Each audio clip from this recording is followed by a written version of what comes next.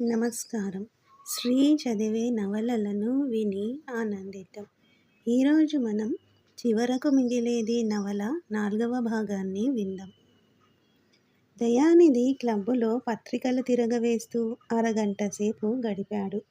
కబుర్లు చెప్పటానికి జోగప్పనాయుడు గారు లేరు. అధమం కూర్మయ్య కూడా లేడు. ఓ మూల సుబ్బారావు పరీక్ష పోయినందుకు ఎవరు పరామర్శకొస్తారోనని భయపడుతూ, తోడ స్త్రీల బొమ్మలు చూస్తూ వీక్లీ ఆఫ్ ఇండియా వెనుక దాక్కున్నాడు. కోటయ్యగారు తన బృందంతో కసిగా చీట్లాడుతున్నారు. ప్రపంచంతో నిమిత్తం లేనట్లుగా ఓ ముసలాయన స్తంభానికి చేర్లబడి అనంతాన్ని చుట్టపొగలోంచి తిలకిస్తున్నాడు. మోడరన్ రివ్యూ తీశాడు. అది 4 నెలల క్రితంది. అది లైబ్రరీ మూవ్మెంట్ లేవదీస్తూ విశ్వనాథం గారు గంభీరోపన్యాసం ఇచ్చిన వారంలో తెప్పించిన తాలూకు. అద్దాలూడిపోయిన బీరువాలో ఏ నాగరికతకి చెందినవో కొన్ని పుస్తకాలున్నాయి. 1, 2 బయటికి తీసి చూశాడు. పురుగుల అస్థిపంజరంలా ఊడిపడ్డాయి. పుటలు తిప్పేటప్పటికే పటపటమని ఊడిపోతూ పొడుమై పోవటానికి సిద్ధపడుతున్న పుస్తకాన్ని హత్య చేయటానికి ఇష్టంలేక దాన్ని దాని స్థానంలో ఉంచేశాడు. గోడమీద ఇవ్వవలసిన రోజుకి పుస్తకాలు ఇవ్వని వాళ్ళ పేర్ల జాబితా తగిలించారు. అందులో మొదటి పేరు గోవర్ధనరావు గారిది. పాపం ఆయన చనిపోయి 8 మాసాలైంది. మళ్ళా దినపత్రికలున్న బల్ల దగ్గరకొచ్చి కూర్చున్నాడు. పత్రికలలో విశేషాలేమీ లేవు. కాంగ్రెస్ ప్రెసిడెంట్ హౌరా స్టేషన్లో దిగినప్పుడు అమృతలాల్ గారు, భూలాభాయ్ దేశాయ్ తుమ్మినట్లు, అన్సారీ గారు ముక్కుపొడం పీల్చనున్నట్లు స్వీకీయ విలేఖరి తెలియజేస్తూ ఆ తుమ్ము జరుగుతున్న సంప్రదింపులు బాగా సాగటం లేదని సూచించడమేమోనని కొందరు పైవాళ్ళు అనుకుంటున్నారని వ్రాశాడు. భావల్ సన్యాసి అప్పీలు చదువుకుందామనుకుంటే కాగితంలో సగం భాగాన్ని ఎవరో చించేసి చెవుల్లో తిరెట్టుకున్నారు. సుబ్బారావు గబగబా వెళ్ళి బీరువా పైన ఉన్న వీక్లీల కట్ట తీసి దులిపి మళ్ళా చదవడం మొదలెట్టాడు. దూరంగా స్కూలు పిల్లలు ఆడుతున్న బంతాట ముగిసింది. చీకటి కోసం కాచుకున్న దొంగల చీకటి తూర్పున మెదులుతోంది. పొగచూరిన చిమ్నీ తుడిచి క్లబ్బు కుర్రాడు దీపం వెలిగించాడు. క్లబ్బు కుర్రాడు తన విధి నెరవేర్చాడు. కానీ దీపం ఎందుకు ఉపయోగం లేదు.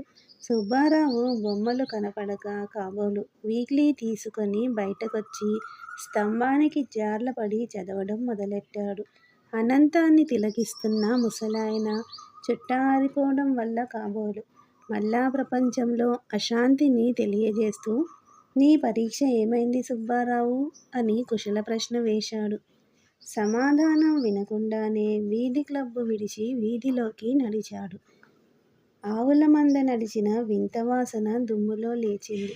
సిగరెట్టు నుసిలాంటి రంగుగల పొగ ఇళ్ళకప్పులపై చుట్టుకొని చీకటి పడ్డ వాతని తెలియజేస్తూ పక్షులు చెట్ల కొమ్మల్లో పలకరించుకున్నాయి.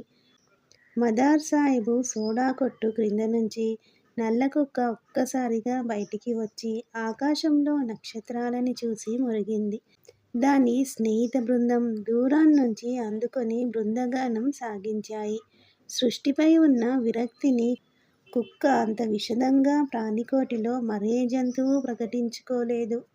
అరుగుల మీద నుంచి చాలామంది దిగివచ్చి ఆపుచేయడానికి ప్రయత్నించారు గాని లాభం లేకపోయింది. సంత చేసుకొస్తున్న వారి తాలూకు పొరుగురి కుక్కని చూసి మరింత పెట్టరేగిపోయి కుక్కజాతికే తీరని కీడు సంభవించినట్లు ఏకస్థాయిలో మొరగడం మొదలెట్టాయి. పట్నంలో ఉన్నన్నాళ్ళు తన ఊరు ఎప్పుడు పోదామా అనుకునేవాడు. ఈ కుక్కల గోల అచ్చంగా పట్నంలో ట్రాములు చేసే చప్పుడులా ఉంది. పొరుగురి కుక్కకు బదులుగా ప్రైవేటు కార్లు, లారీలు ఉంటాయి. వీటి గోల ఆపుచేయడానికి వచ్చిన వాళ్ళే అక్కడ పోలీసులు. సందులోకొచ్చాడు. ఆదుర్దాతో కొట్టుకుంటున్న నరాలన్నీ చప్పుడికి అదిరిపోయినాయి.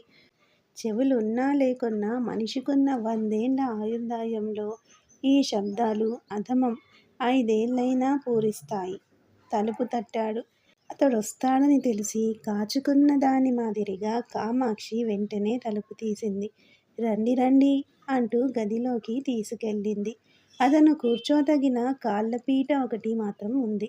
ఓ మంచం ఉంది. కానీ కూర్చోతగిందిగా లేదు. దుప్పటి చిరిగిపోగా మిగిలిందే మడతలు రేగిపోయి చాకలాడికి పడేద్దామనుకుని బయటికి లాగి మళ్ళా ఎందుకులే అనుకుని వదిలేసినట్లుగా ఉంది. తలగడదిండ్లు ఉండవలసిన చోట్లో లేవు.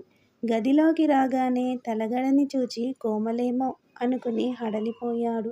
గోడని పైభాగం బీటవేసిన అద్దం ఉంది. అదేనా గోడని ఆనుకుని లేదు. ఏ స్థలంలో నుంచుంటే కనబడతామో తెలియాలంటే చూచి తెలుసుకోవాల్సిందే గాని తిన్నగా వెళ్ళి నవ్వుతూ మొహం చూసుకుంటే కూర్మయ్య భాషలో అడ్డంగా మాడిపోతారు. గోడని 2-3 పటాలు కూడా ఉన్నాయి. కానీ అవి జంతువులవో మనుషులవో చెట్లవో రాత్రిపూట ఆ దీపం వెలుగులో నిర్ణయించలేరు. పొద్దున్న వచ్చారుటగా. ఇంకా మేం జ్ఞాపకం ఉన్నామా? మీ అమ్మగారితోనే పోయింది ఆ ఇంటికల. ఆవిడ దర్జా వేరు, ఆవిడ సర్దా వేరు.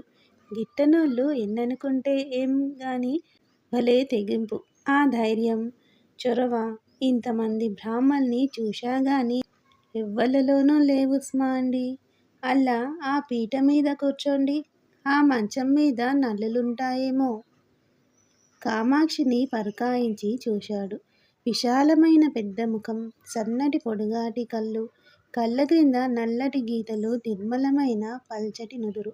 ఒకప్పుడు చాలా అందమైనదని చిన్న వయసులో ఉన్న వాళ్ళకి అనిపించినా కూర్మయ్య భాషలో చెప్పాలంటే దాంతగలయ్యా అది రోజురోజుకీ బాగుండే బాపతు. వెళ్ళిపోయిన యవ్వనానికి వీడ్కోలులా అక్కడక్కడా నెరిసిన వెంట్రుకలు ఆ నిండు విగ్రహానికి పరిపూర్ణతనిచ్చాయి. కోమలి తల్లి పోలిక కాదనుకున్నాడు నిధి. ఇంక మీకు మాతో ఏం అవసరం ఉంటుంది? మీ సుశీల, అమృతం వచ్చారుగా అంది. ఆడవాళ్ళకి మనస్సు నొప్పించడం సరదా కాబోలు అనుకున్నాడు. సుశీల, అమృతం ఇవాళే మా వాళ్ళు కాలేదు. వాళ్ళు నే పుట్టినప్పటి నుంచి ఉంటూనే ఉన్నారు అన్నాడు. ఎక్కడో ఉండటానికి దగ్గరగా ఉండటానికి భేదం లేదు అంది. నువ్వు అనుకుంది నిజమే. అయితే ఇక్కడికి నేను ఎందుకొస్తాను కామాక్షి? సుశీల తండ్రి తహసీల్దారు, ఆస్తిపరుడు. నాకు మా అన్నయ్యకి అంతా కలిపి 6 ఎకరాలుంది. ఇప్పటికిప్పుడే 2 ఎకరాలు అమ్మివేశారు. మాలాంటి బీద సంబంధం వాళ్ళకెందుకు? మధ్యలో కామాక్షి అందుకుంది. మీరంటే సుశీలకి చాలా ఇష్టంటగా? దయానిధి నవ్వుకున్నాడు. ఏమో నాకేం తెలుసు? పైగా పెళ్ళిళ్ళు సుశీల ఇష్టంపైన నా ఇష్టంపైన ఆధారపడవుగా. అదేమన్నా మాటలేండి. చదువుకున్నవాళ్ళు మీరు ఒకరిని ఒకరు కోరుకున్న తరువాత ఆపుచెయ్యడం ఎవరితరం? మీకు ఇష్టమేటగా. నీకెందుకు ఆ అభిప్రాయం కలిగింది? మా కోమలి అంటుంది. తనలాగా నేను అందరితోనూ స్నేహం చేస్తాననుకుంది కాబోలు. చురచురా కోమలి గదిలోకొచ్చింది. వస్తు ప్రదర్శనశాలలోకి చిరుతపులి చొరబడినట్లుగా వాతావరణం చెదిరిపోయింది. ఆయనకెందుకేమిటి? నా ఇష్టమొచ్చినోళ్ళతో సేవితం చేస్తాను. నేనేం సుశీలని, అమృతాన్ని కాను. కోమలి కళ్ళల్లో కోపాన్ని చూసి నిధి హడలిపోయాడు. అది భావగర్భితమైన కోపం కాదు, చాంచల్యానికి జనించిన చమత్కార కోపం. అందుకనే అది మరీ భయంకరంగా ఉంటుంది. ఆడవాళ్ళు చాలా చిత్రంగా ఎదిగిపోతారు. 8 నెలల్లో ఎంత మారిపోయింది. ఇంచుమించు తనంత పొడుగు ఉంది. ఇదివరకు బలహీనంగా కనిపించే గడ్డం ఇప్పుడు వంకర్లు తిరిగి బలంగా. నా సంగతి కనుక్కోండి చూద్దాం అని సంఘాన్ని సవాల్ చేసినట్టుగా ఉంది. దట్టమైన నల్ల మేఘం మధ్యలో మెరిసిన నక్షత్రంలో నల్లటి పాప దీపంలో మెరిసిపోతోంది. రాణివాసంలో ఉన్న టీవీతో ఎడమ కన్ను బొమ్మని పైకి కదుపుతోంది. పురుషుడు సౌందర్యం ముందు చూపించే మూగబాధ భయం, సిగ్గు అన్నీ శరీరాన్ని చూస్తే అంత చిత్రంగాను, మెదడు, బుద్ధి కూడా మారి వికసిస్తే ఎంత బాగుండును.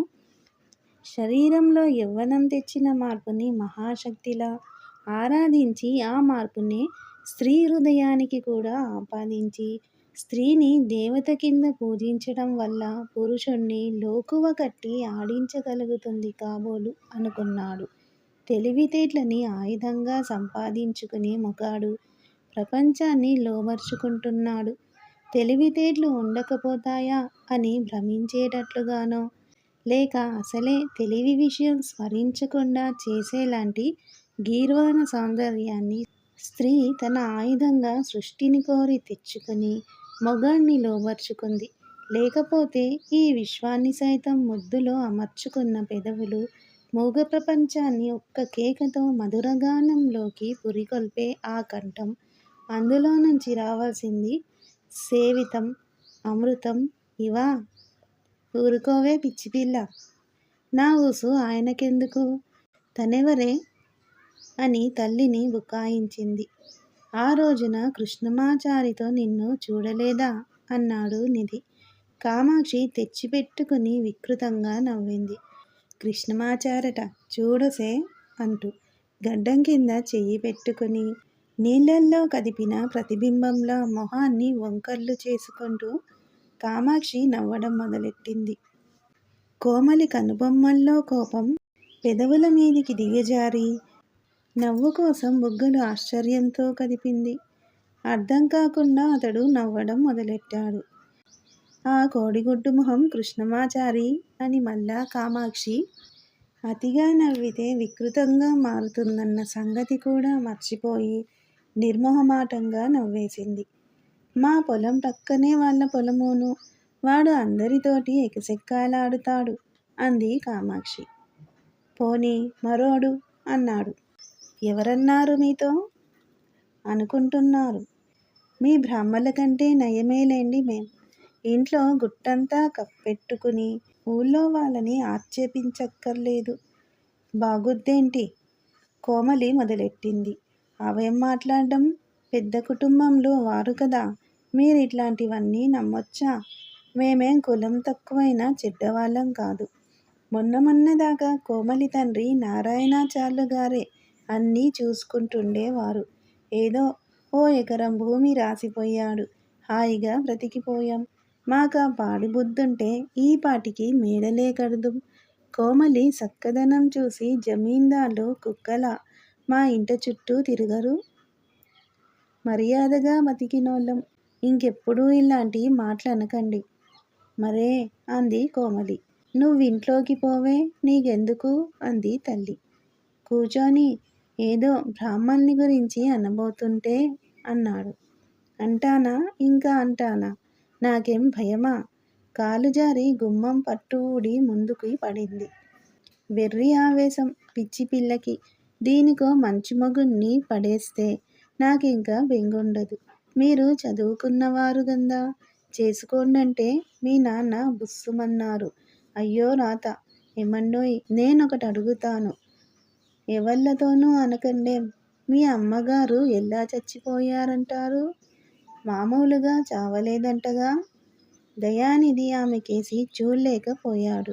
మొహం కిందికి వాల్చాడు. మంచం మీద దుప్పటిలాగి వేలుకి చుట్టుకున్నాడు. ఈ ఆలోచన అతనికి ఎప్పుడూ రాలేదు. ఇది నిజమైతే ఇంకేమైనా ఉందా? తండ్రి హంతకుడు, తను హంతకుడి కొడుకు. అధోలోకం తలుపుల్ని ఎవరో తెరిచినట్లయింది. అందులో అడవి మృగాలు ఆకలితో గర్జిస్తున్నాయి. ఒక్కసారి ప్రాచీన శక్తులన్నీ అందులోకి చొరబడి భేతాళ నృత్యం సాగిస్తున్నాయి. అతనింకా మనిషి కాడు.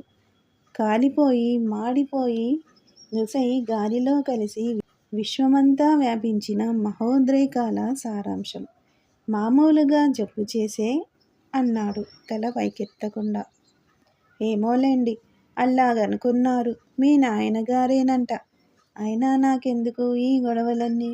గొప్పోళ్ళ ఇళ్ళల్లో బోల్డు గొడవలుంటాయి. అతనికి భయమేసింది. హిందూ సంఘంలో మర్యాదస్తుడైన భర్త అంతకంటే ఏం చెయ్యగలడు? నారయ్య బోటిగాడు ఎదరవాడిని పొడి చేస్తాడు.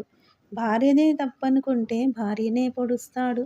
పెండ్లాం వదిలిపెట్టిపోతే దేశానికి స్వతంత్రం వచ్చిన రోజున ప్రజల మాదిరి హాయిగా చెడుగుడు ఆడుకుంటాడు.